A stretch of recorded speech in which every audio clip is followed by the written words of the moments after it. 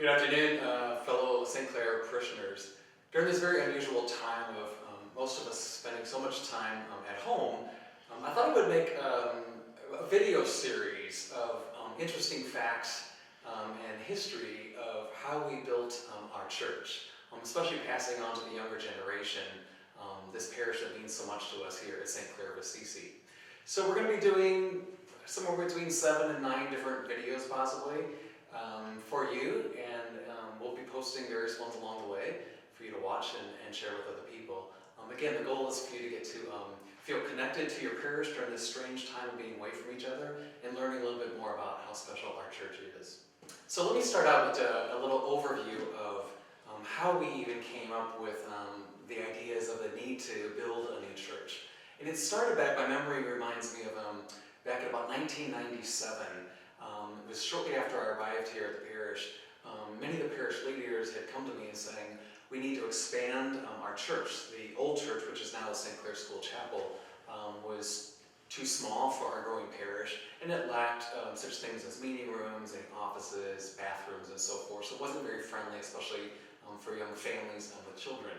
So that conversation started around 1997. Around 2000, we expanded that conversation with groups of parishioners of St. Clare, asking them for ideas on what should we do. Should we expand? Should we move to a different site? Should we build in downtown O'Fallon? So a lot of research and open town hall conversations with parishioners.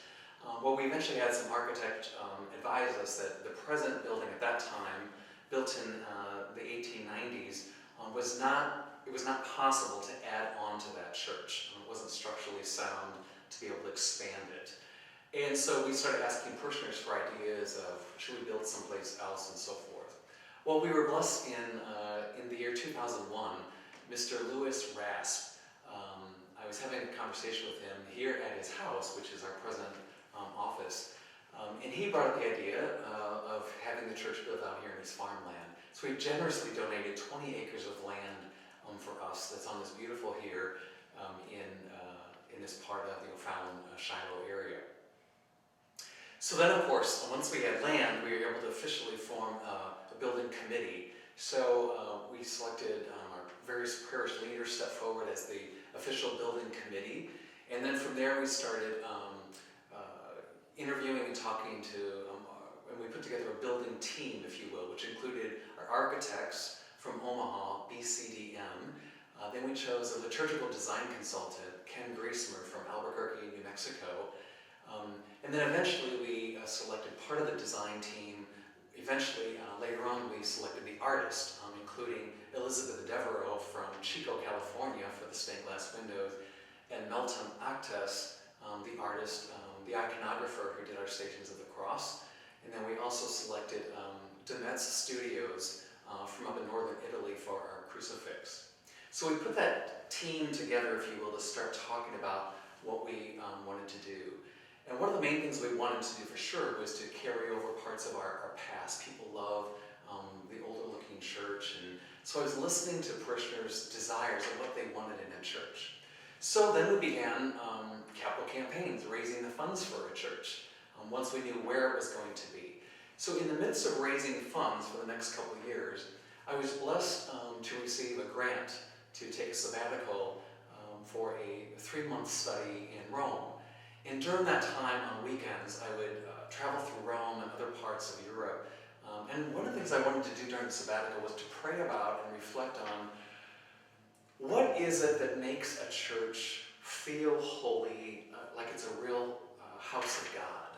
And so I would just go into different churches and just sit and pray and meditate and reflect on what makes this church feel holy and prayerful. And so I'd jot down notes and little drawings of things that I would see and experiences that I felt about how to create a space that really feels holy and captures some of the traditions of temples and worship space throughout our long history. So that was in 2003. Shortly after that, we came back. We broke ground officially, including the mayors and civil officials and so forth. And then eventually leading to the building of this church that took about a year and a half to construct, and then it was dedicated in September of 2007. That's a very brief overview of kind of the historical timeline of how we got from our original parish all the way to here, to this beautiful church on this beautiful beacon of hill, a place of light representing St. Clare of Assisi. One of the other parts that we took into consideration when we were thinking like big picture design was the history of this land. And if those who know their history, this area was in a sense ruled and lived by all the Native Americans, particularly the Native American Indians that lived in this area. Again, we took into account and respect for those Indians who lived in, as you know, Cahokia Mounds and the Cahokian Indians that lived in this area for about 1,000 years ago, and they're one of the largest Indian populations in the Western Hemisphere.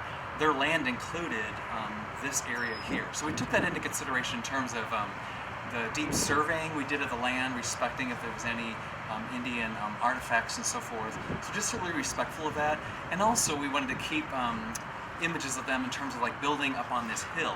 We're up on a hill, representing Clare as light for the Catholic faith for this region, but also up on a hill, kind of reverencing how Indians build places of worship up on hilltops as well, all for the glory of God.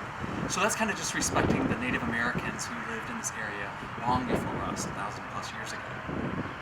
The second element I want us to look at while we're out here, outside here, was the influence of this area. Over in that area is where Cahokia is. Not only do we have the Native American Indians, but then following them were the French missionaries who came and settled in Cahokia. And we're blessed here in our diocese. One of the oldest, longest running Catholic church in the United States is right here in Cahokia, Holy Family Catholic Church. The log cabin church is still there from 1799. The parish was founded in 1699. So I wanted to think about that, or keep that in mind, the French history of our area and the Catholic faith in Southern Illinois as well.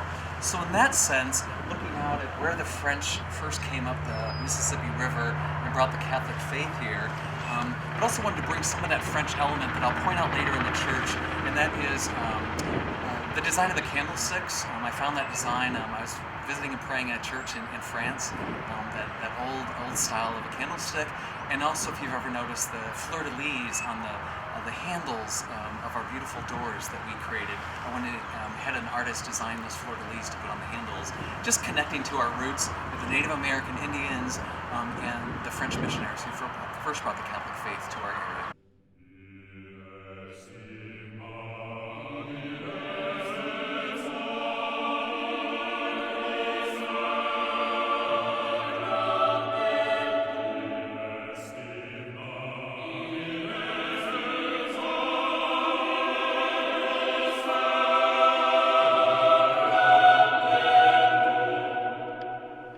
What I want to talk about now are some basic elements of what we put into the design ideas.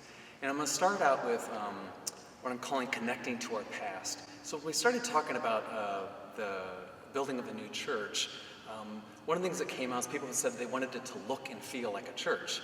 And one of that elements are Gothic arches. There's a long history of Gothic arches, but we wanted to make sure they're in this church through various parts of the aspects, from the ceiling to the stone arches, to even if you look closely at the chandeliers, we designed with sort of a Gothic arch on it. We didn't want to kind of go, Gothic arches everywhere, but we wanted just to kind of have that common theme going through, because people had expressed that was one thing to them that felt like a Catholic church.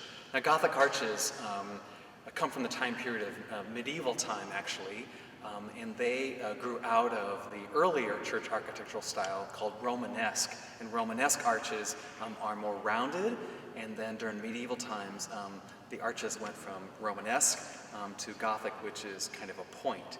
And later on, I'm going to talk about this point representing our prayers rising up to God, all the way from the columns and then the prayers rising up to God.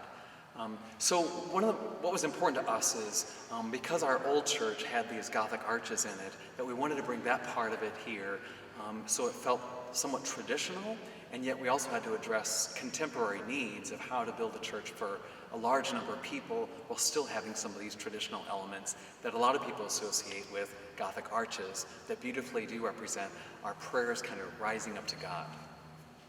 The second part of element that you'll see in our church is that we wanted to connect with our Franciscan spirituality. So we developed, and over the years we've been developing more and more kind of this Franciscan spirituality rooted in St. Clare of Assisi, our patroness, who many of you know was, her mentor was St. Francis.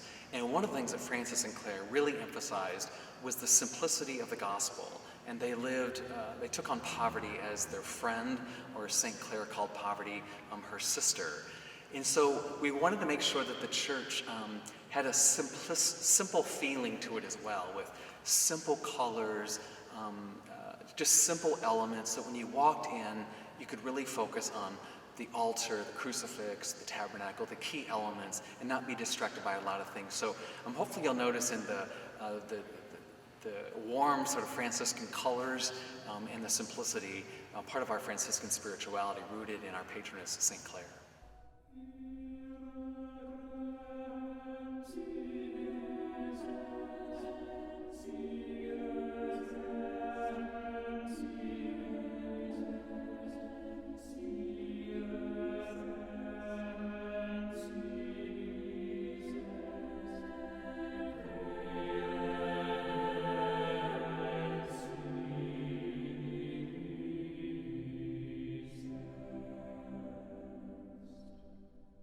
Another element of our design that connects us to St. Clare of Assisi is the stone that we chose for the church. First of all, St. Clare Basilica in Assisi was built in the mid-1200s, shortly after her death and her canonization, and then her body was moved to this new basilica that they built in the mid-1200s. So if you travel to Assisi, you'll notice a common element there is the color of the stone that they're proud of. They call it sort of like a pink stone. And so when we traveled there, we looked at this color of stone and the pattern on the original St. Clare Basilica. And you'll see in it that pinkish tone to the stone, as well as the stripe pattern is also unique to St. Clare Basilica.